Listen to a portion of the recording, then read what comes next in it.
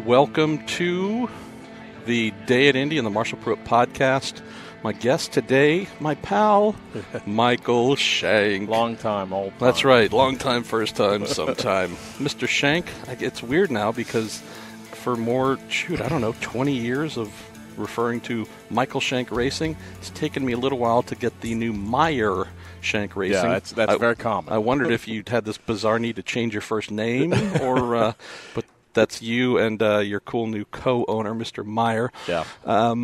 So we're here day one, end of day one here, first day of practice for the 102nd Indianapolis 500.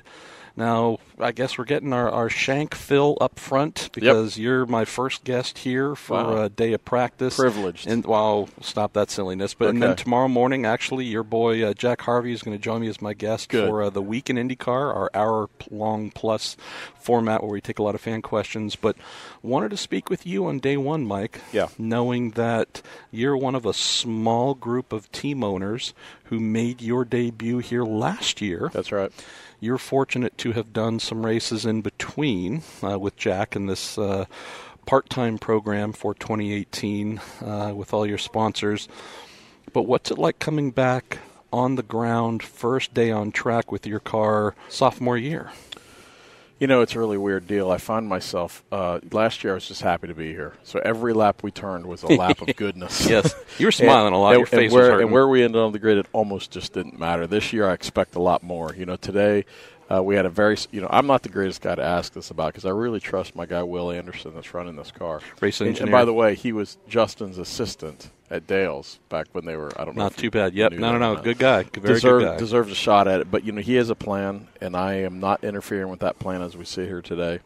And we did the most laps today of anybody. I don't know if that's good, bad, or indifferent, but we did get through a lot of things. So in the no-toe list, we're in very good shape. On the toe list, we didn't get what I call the right toe because we're well down the list here today. Tell us about the right toe because, again, what we try and do here with our little podcast is explain some parts of the sport that might not make sense. First part of it is who's in front of you. Is it a fast group or a medium group? Okay. If it's a fast group and you have the right gap to them so you can pull up to them, that's the timing of it all. And a guy like Helio or Sebastian Bourdais or, these guys that have done this for a long time, they know that and they can automatically adjust to it.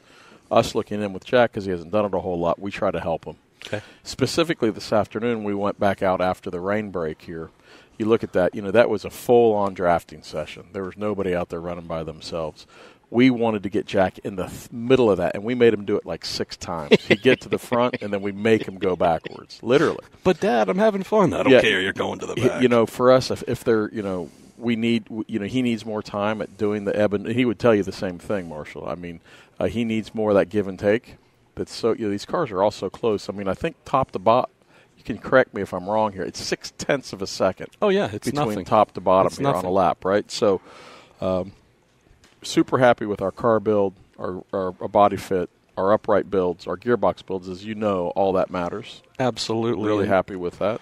And that's something where you worked with the Schmidt Peterson folks as well to make sure that not as if your own Meyer Shank team isn't immensely skilled. You also have a lot of hardcore IndyCar veterans on that team as well that goes back and forth between this and your IMSA program. But the reality is the Schmidt Peterson Motorsports folks that you're aligned with technically, they've done pretty good here. They've had some fast cars. That's so right. It makes sense to not try and be prideful, right, and say, hey, how can we get some help here? You just said it all, actually. If you look at, and I'm not picking, I'm just saying Carlin came into this, hired a bunch of good people that had an experience but don't have a technical alliance. And you could argue that, maybe they struggle a little more than you're used to seeing a Carlin team struggle. And it's all because of this technical thing, right?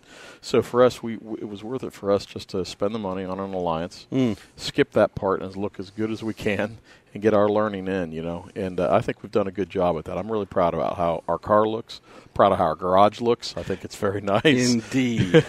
And, we're doing the right things. But I can tell you I'm expecting more, Marshall.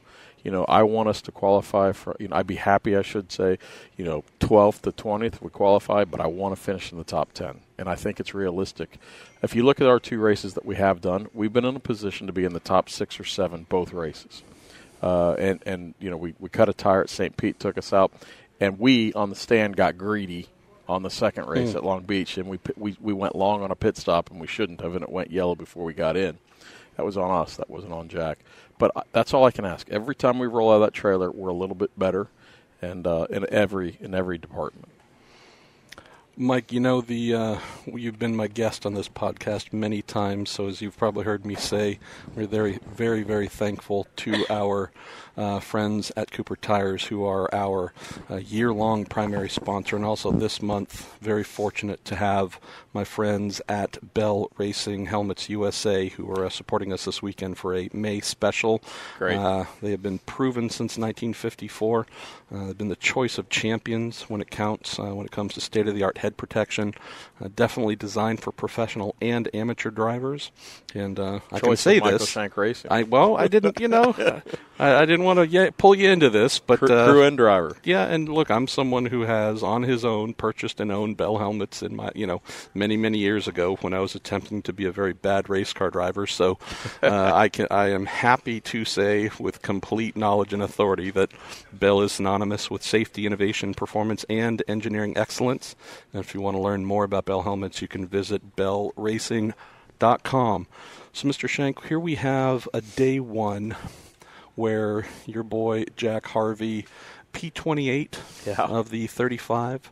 I know, looking at the timing monitors right now, if we could turn them upside down, you'd be a little bit happier to have him closer to the front. For sure.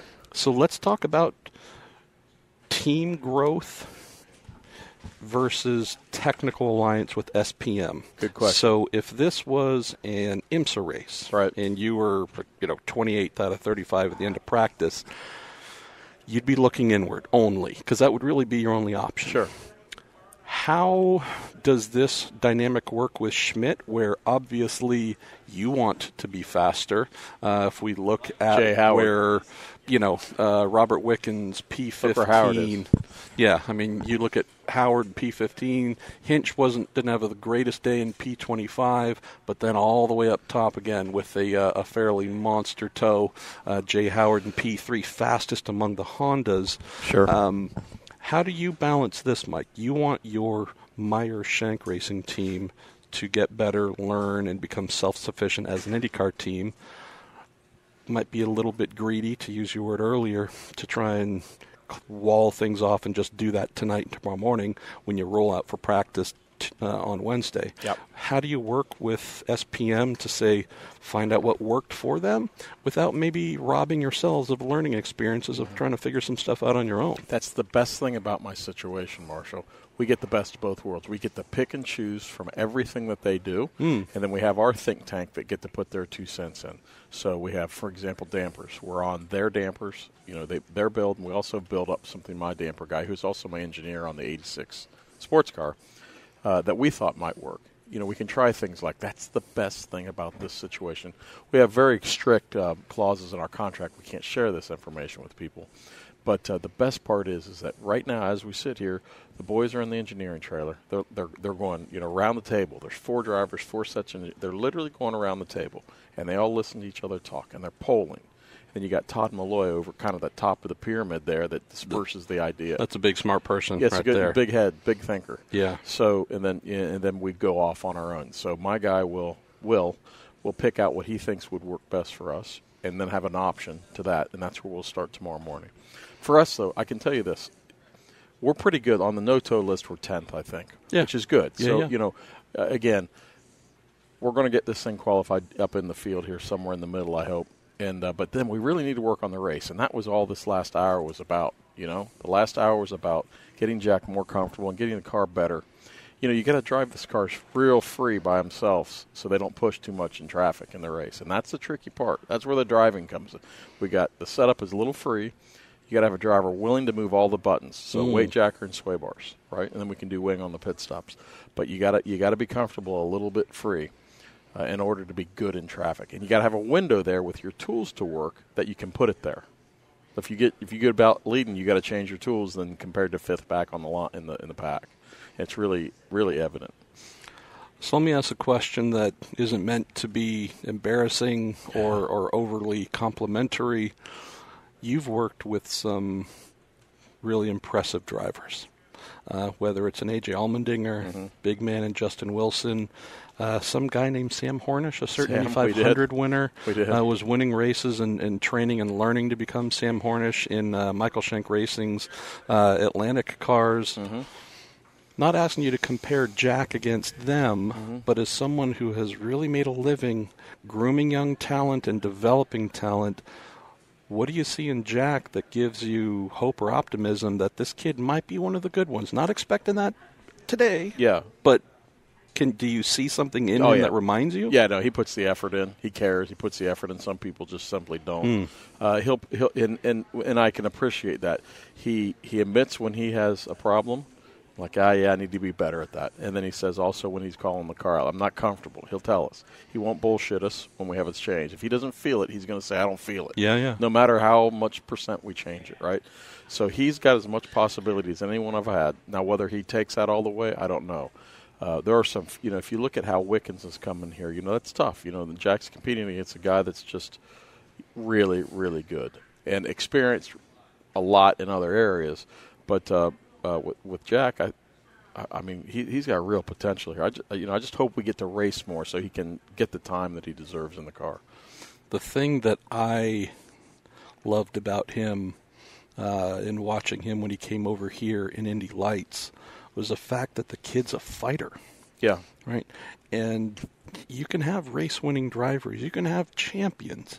You still might not attach that fighting quality to their overall approach. And that's one thing that I appreciated about Jack. I know he finished runner-up twice in Lights and was unhappy to not win the championship, a championship, but you could see that there was this real scrappy nature to him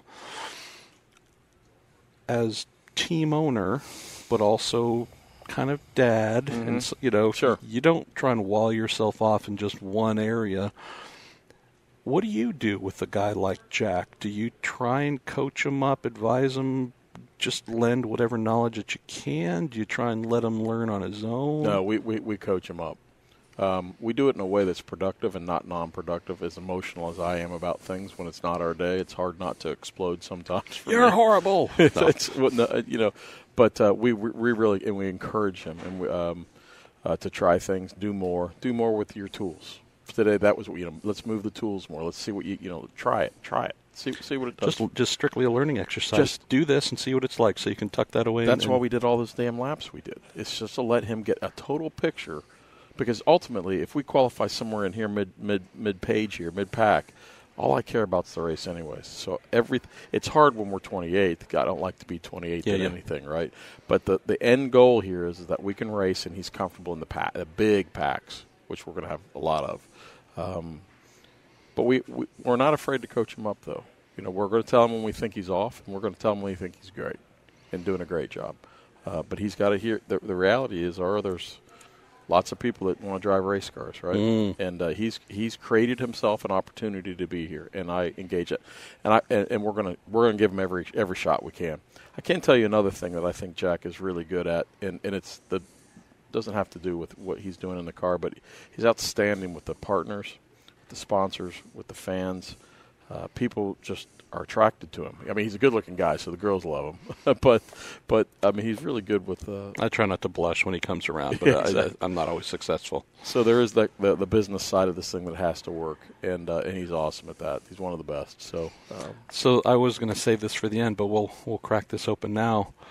You do realize that within Schmidt Peterson Motorsports, we have two drivers with national television commercials. Right? We do. Well, you've got Jack with his AutoNation commercials. Oh, yes, that's right. And you've got Hinch with his Honda commercials.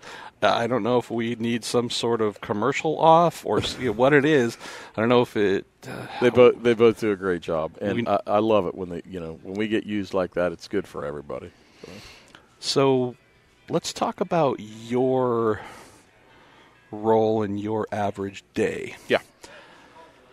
We have an IndyCar driver coming out to the track in the morning. Kind of know what that person's day is going to be like. Yeah. Race engineer could say the same. Mechanic could say the same. Team owner, maybe not crystal clear. The average IndyCar fan might think you're the guy in the timing stand barking orders, or you're the guy who owns everything and, is the fat cat, lording over all you've created. Mm-hmm. I know you're not that guy. No. But tell us what Michael Shank's average day is like as a team owner when your cars are on track, when you come in the morning, throughout the day. What's your average day like? What are you doing? It's really managing situations. So because we have the sports car side and we have the IndyCar side, I've got myself and one other guy that kind of manages the whole program. I'm up at the top of the heap, but I have another guy named Jason that really helps me look after the everyday nuts and bolts and things. So I don't have to go out in the shop and check workloads. The crew chiefs have that. Engineers are doing what they need to do to get the cars ready. When I come to the track, I am on the stand. I talk to Jack the whole time. I'm the guy talking to him. When I'm off the track, I'm working on potential sports car deals, new potential sponsors for the IndyCar, setting testing up, working on testing for both programs. And that's what I did all morning here. Really? So we're working on as an example, we're working on the 2019 Evo kit for the NSX right now. And that we just in wind shear for the last 3 days, actually. So I have my sports car guys doing that, and I'm checking in on that. And we're trying to sell. So we're trying to sell some more space on the car this week, for the next couple of weeks here for this race. And, of course, further in that, we want to run more races in IndyCar. So trying to set up our partnerships, making sure our current partners are taken care of, especially for this race, because this is a big deal. Absolutely. And it's a lot of future thinking, future forward thinking. What's coming next? How can we, who's staying at the hotel at Watkins Glen when the sports car's there next week? Are we set? So I make sure my guys got that handled. It's a lot. Now I think I'm a pretty hands-on guy. I'll still go down there tonight and I'll wipe some equipment off. I just do, and I treat my equipment, my guys, and my race cars like little toys I played with as a kid. I've seen you wiping down some mechanics. It's a little bit weird, Shank. You should lay off that for sure. But I'm definitely probably more active than maybe even I should be at this point. But it's just me. That's just the way I am. It ain't going to change. Well, I mean, not trying to blow smoke here, but for folks who don't know the Michael Shank story, Michael Shank racing story, I mean, this is you and your wife, man. This isn't until Jim Meyer understood. Came on. But I'm saying until early 2018. Yeah. This is, Mr. and Mrs. Shank mortgaging, leveraging everything. Yeah. So that's very it's true. not as if you're coming from some $billion trust fund. You truly starting from the ground up. So I'm glad you haven't lost that sensibility. I don't think that'll. We just have never had anything behind us. We have a credit line these days, which we never used to have that. But with no other business, no trust fund. So we've been in it for a long time. If you look back on the sports car side, it was me and Chip and Wayne Taylor. In 2004, we all came in together. We're the only ones left. And I think there's something to be said for that, so I'm proud of that. Yes, one or two questions to close. So if we're looking at how the day ended here, we've got Chevy, we've got Elio Castroneves, yep. Ed Carpenter, and, as we discussed earlier, a lot of towing going on, big tows. But at the same time, I mean, Ed was also number one on the no-tow list. I mean, his fastest was a 224.5. His best no-tow was a 221.5. So we know that Ed, it would appear, is in pretty good shape, whether drafting or running solo. But what do we know, though? We don't know what everyone's done this with yet. Understood, but we can at least look at the fact that by these two numbers, he's strong. I'm not saying that that's going to translate into a good day tomorrow, but at least today he happened to hit that magic thing where you could say, in any condition, I seem to be able to find speed. They're good here, man. But we look at Jay Howard, one of your teammates, P3 for Honda, Scott Dixon, Mario Andretti for Honda, Sage Karam after, Charlie Kimball with Chevy. I mean, you could... Obviously, Chevys were 1, 2, and fastest today, but it almost seems like you could kind of close your eyes and, pick one after the other, one following the other. We haven't seen so far a big block of one manufacturer. Again, I know it's only day one, but do you like the fact that maybe there's the impression things could be pretty close, therefore no one's going to be up or on the losing end? Well, I think these aero kits have really just wiped it clean here, man. And there's no trimming like there used to be trimming last year. I mean, we're trimming Not much. We went from, as an example, you like these tech things, we went from 0 to -4, and it's on the rear wing. Yeah, it's 8 pounds of drag. That's a big sweep. The ratio is horrible and 90 pounds of downforce. Yeah. Now, everyone knows that. This is not a secret, right? So you took that big of a swing, and you didn't take that much drag out of the car, but you lost a lot of downforce. So that ratio is bad. Yeah, and then there's some of the other factors, which I'm going to get into in an article coming up here shortly on the variety of tuning options. You know, there are 4 front wicker options you can use on the front wing. Sure. That's it. Even last year, if you wanted to try and trim, say, qualifying, you could take one of the sidewalls off of the diffuser. That's now right. the rule is it's either both or nothing. Right. So it's basically you're completely insane and we need to bring you to a psychiatric ward or just don't do it. Yeah. But yeah, to your point, there's not a lot you can do there. Let's close on this or circle back to this. So I think most IndyCar fans, Indy 500 followers know that the reason teams will come out and run in any conditions, hot, cold, windy, you name it, because they're trying to build their setup book. That's right. Because while, if today, for example, it was hot, muggy, you go, man, I don't want to be outside, but what if race day's like That's that? right. I can't afford to not run and get us in the off chance that this ends up being what we find race day, and then I have the perfect data to use. You did the driver's equivalent of that, which is what I wanted to close on with Jack. Of hey, yeah, you know how to turn the steering wheel, and right, but you don't know what it's like to hit the weight jacker this much, and then also move the front or rear anti-roll bar this much. We're going to do a similar thing, run you through these various scenarios so that you, like your own data recorder, can put those in your memory bank so that if you're on the track, practice, qualifying the race, and you're saying, I'm feeling this handling sensation, he can call back to today or maybe tomorrow and say, that's right, I remembered. It was 3 turns of this and 2 clicks of that. Yep. That's what you're trying to do. Treat them just like you would have set up. Exactly. And I think we're really getting places. I mean, we ran all these laps today to exactly do what you just brought up. So how this pays off, I'll tell you, next Sunday or whatever. We'll know but shortly. The idea is that you remember this when we did X, you got this result. Let's go back to that. And we're trying like crazy. He's a young guy. He still doesn't have a lot of experience here. So we're trying to help him with that book. We're giving him the opportunity to, we're just doing lap after lap. And that costs money, right? Like, we got to be able to fund that. And he's getting it now. And we'll keep giving him the tools, I hope. We're going to go back and try to get some, everyone's going to be doing the same thing. They're going to free their car up mechanically as much as they can, get through qualifying. And then how are we going to race this thing? Like, it's, like our car was pushing too much in traffic today, so we got to go back and work on that a little bit. Again, you got to be free in by yourself, and so you're not too tight later. And that is not a lot of fun around this place when you're 235 going into 3. Michael Shank, you're one of the gems who helps really help fans to take a closer look on the inside. So always appreciate your time and contributions, and I want to thank our friends and supporters at Cooper Tires and Bell Racing Helmets USA for bringing this to you. End of day 1 practice for the 102nd Indy 500. We'll be back to you tomorrow, and you know who our guest will be? I have no idea, but we'll find out. Find one. Hopefully you'll enjoy it. Thanks for listening. Thank you, man, guys.